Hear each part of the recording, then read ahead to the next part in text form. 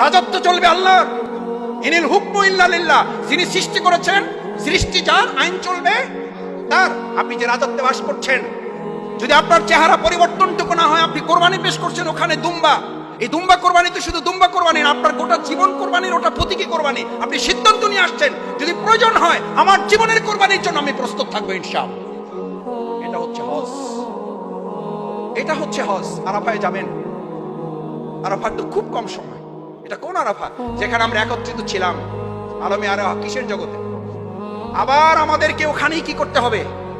একত্রিত করা হবে। সেই জায়গাটা, যেই জায়গাটা আপনি দেখে আসতেছেন, সুবহানাল্লাহ, আল্লাহ আমাদেরকে এই জায়গায় একত্রিত করেছেন। পুরো সময়টুকু চোখের পানিতে ভিজাবেন। মুজদালিফা সবচেয়ে কঠিন জায়গা, চোখের পানিতে ভিজাবেন ওই জায়গাটুকু। মিনায় যতক্ষণ থাকবেন, গল্প গুজব, ছবি, ফেসবুক ভিডিও, আল্লাহর রাস্তে সিদ্ধান্ত নেন। ছেলে মেয়েদেরকে যারা আছে বলে যান যে এই 15 দিন, 20 দিন, 25 দিন তোমাদের সাথে কি থাকবে না। ধরে নাও যে আমি কোথায় চলে গেছি, আমি কবরে চলে গেছি, আমি সাদা কাপড় পরেছি, আমার কথা ছেড়ে দাও, আমি আর ফিরে আসতেও পারি না আসতে পারি। আমি অনেককে খেয়াল করেছি, এখনকার আধুনিক তথ্য প্রযুক্তির যুগ হওয়ার কারণে ফুল টাইম টুকু তাওয়াফ করতেছে, এরকম করে তাওয়াফ করতেছে। আরে ভাই, আপনি মোবাইল দেখতেছেন নাকি তাওয়াফ করতেছেন? আপনার মোতাওয়াজ্জা তো থাকতে হবে আল্লাহর দিকে। আপনি মিনাতে আছেন, ওখানে বসে ভিডিও কল দিচ্ছেন। আপনি আরাফায় আছেন, থাকবেন কতটুকু সময়? কয় দেখো গাছপালা কত সুন্দর। আরে ভাই, এই গাছপালা তো বাংলাদেশেও আছে। আপনি কি দেখাচ্ছেন? এত সবকিছু যদি ভিডিওই করতে হবে, তাহলে আল্লাহর কাছে কি সংরক্ষণ থাকবে?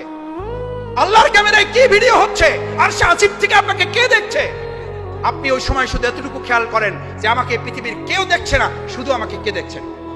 আল্লাহ সুবহানাহু ওয়া তাআলা। সম্মানিত ভাই বোনেরা, আসুন আল্লাহ তাআলা যে স্লোগানে আপনাকে উজ্জীবিত করেছেন, ওই স্লোগান আরো লেখে আমার জীবনটা হবে। অনেকে জিজ্ঞেস করেন, ভাই আমার হজ, আমার ইবাদত। আমি অনেক সময় বলি নামাজ রোজা কবুল হয়েছে হয় নাই, বুঝার উপায়টা কি? এই কথাটুকু বলে শেষ করছি। বুঝার উপায় হচ্ছে আপনি এখন থেকেই ফিল করবেন যে আগের তুলনায় আপনার দুনিয়ার প্রতি ভালোবাসা কমতেছে নাকি বাড়তেছে। ক্বালা রাসূলুল্লাহ সাল্লাল্লাহু আলাইহি ওয়াসাল্লাম, সাররাতকা হাসানাতুকা ওয়া সাইয়্যাতুকা সাআতকা ফা আনতা মুমিন।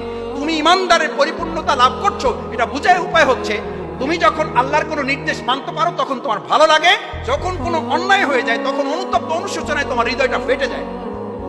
আল্লাহ রাসূল তাকে কি স্বীকৃতি দিয়েছেন? ফা আনতা মুমিন, সে হচ্ছে ইমানদার। আসুন, আপনার হজ কবুল হচ্ছে না এটা বোঝার জন্য মনের দিক থেকে আল্লাহ একটা প্যারামিটার ঠিক করে দিয়েছেন।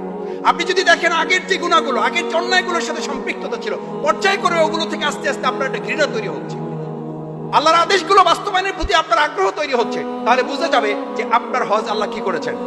আর যদি দেখেন আগের যে গুনাহগুলো করে গেছেন, মনের মধ্যে শয়তান অসহতা দিচ্ছে, পয়সা থাকলে হজ তো আবার, টাকা পয়সা তো আল্লাহর মধ্যে কম দেয় নাই, আল্লাহ চাইলে আবার করতে পারবো, আবার মাপ চাবা, অসুবিধা নেই। আরে ভাই, টাকা আছে, মাপও চাইবেন, চাইতেও পারবেন, ঠিক আছে, কিন্তু মৃত্যুর আগে আর সেইটা কপালে জুটবে কিনা সেই ফয়সালা, সেই সিদ্ধান্ত, সেই নিশ্চয়তা কি আপনার আমার কারো আছে?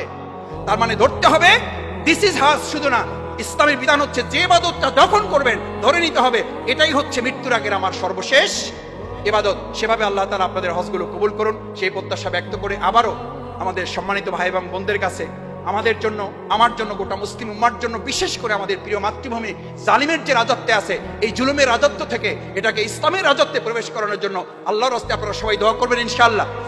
আল্লাহ তাআলা আপনাদের হজ কবুল করুন, আপনাদের সাথে আমাদের মতো গুনাহগারদেরকেও কবুল করুন। আসসালামু আলাইকুম ওয়া রাহমাতুল্লাহি ওয়া বারাকাতুহু।